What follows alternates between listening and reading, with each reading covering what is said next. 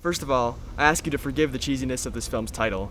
Apparently the producers thought that if the Goonies could pull it off, then so could this. Spookies, in my opinion, is the perfect Halloween party movie. Not to watch on the couch with your friends or whatever, but just to have on in the background, you know? It's okay if you and your friends don't really make sense of the plot because the film doesn't really do that itself either. I'm not one to herald the 80s or the 90s or whatever decade as the golden age of film, but one thing I really like about these eras are their indie films, just because back in the day, independent directors didn't have as many resources as independent directors do now. So as a result, they had to be a lot more creative back then.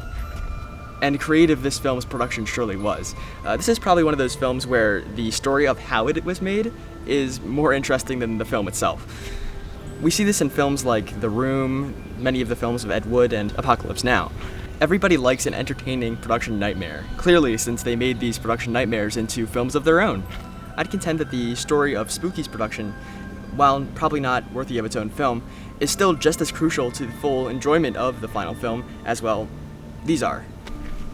Spookies started out as an independently produced horror film called Twisted Souls, directed by Tom Duran and Brendan Faulkner. The plot centers around a group of teenagers who, after getting in a car accident, decide that they're going to take shelter in a haunted house, and I'm sure, based on a lot of movies in this genre, you can assume the rest. The rough cut got less than positive reception, in plenty part due to it being nearly 3 hours long, but, you know, it's a rough cut, it's not quite finished yet, it's understandable. Apparently, not to the film's financial backers, though, who, after seeing the rough cut, consulted the advice of a porn company, and guess what? They said that the entire film was completely unusable. So after that, the financial backers pulled the plug on the entire project. Eventually, director Jeannie Joseph would step in and try to fill in the blanks of the original cut, adding scenes about a 12-year-old boy celebrating his birthday in the middle of the woods to pretty tragic results, and a sorcerer who desperately tries to reanimate his dead wife. So pretty much we have two movies here. The second director tried to connect her footage with the sorcerer to the original footage of the travelers by having the travelers' deaths fuel the sorcerer's spell that would bring back his wife. This werecat guy is one of the second director's creations. He's featured throughout the movie, but obviously he can't interact with any of the characters made by the first director, like the travelers. Although they do share some scenes, like this one right here. However, you can also see that the werecat pretty much does nothing but watch what's going on.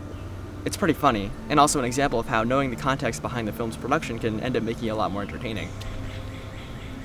Alright, it is starting to rain out there, so we are going to move inside for the rest of this review. So, overall, while I admire the work that Jeannie Joseph did to finish up the film, I really very much prefer the original director's work over hers.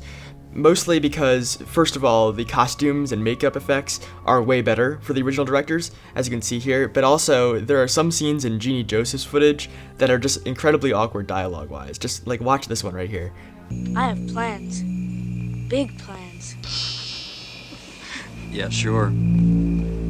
Everybody's got big plans. Yeah, well, some of us have plans that are gonna work. Right.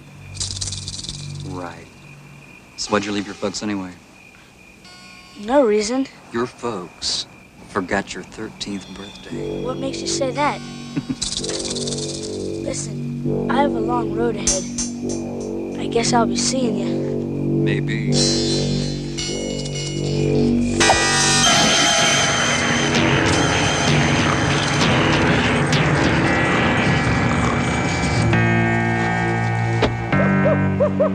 One thing that both directing teams had in common was their set. This is actually the John Jay estate. Yeah, like founding father John Jay. And funnily enough, after the production team cleaned up the place to film Spookies, they kind of relaunched interest in restoring the estate as a historical landmark where it stands today. I got a lot of this information from an article on The Dissolve. It's really fascinating stuff if you've seen the film, and I'll leave it in the description if you're interested.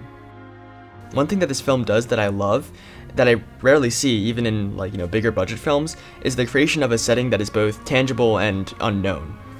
What I mean is that you start building a mental map of where every character is in relation to each other.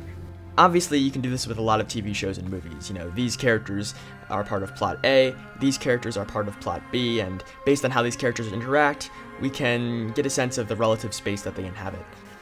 In Spookies, while we start with a pretty good idea of where these characters are in relation to each other in this house, before long they start splitting off into their separate paths, and from there it just becomes a one-way path to an often gruesome fate. I can only really recall one time, or maybe two times in the movie, when a room in the house is revisited more than once, and as a result, I feel like the movie feels a lot more bottomless and inescapable, just like the house that the characters are part of. I don't want to say this as a legitimate analysis of the film. I really doubt that it was intentional, considering the film's really hectic production schedule, but nonetheless, it's still an aspect of haunted house movies that I really love.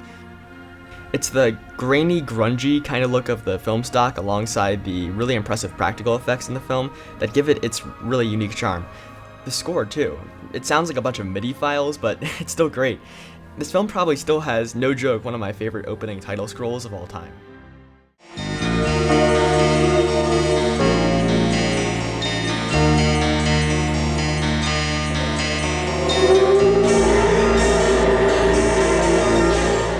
Like I said, this is the perfect Halloween party movie. You've got all the mainstays of Halloween. You've got the zombies, the Grim Reaper, these exorcisms, but then you also have a lot of these original creatures that are used to spice things up a little. This spider lady, whose transformation scene has really wonderful effects, and also this hallway demon.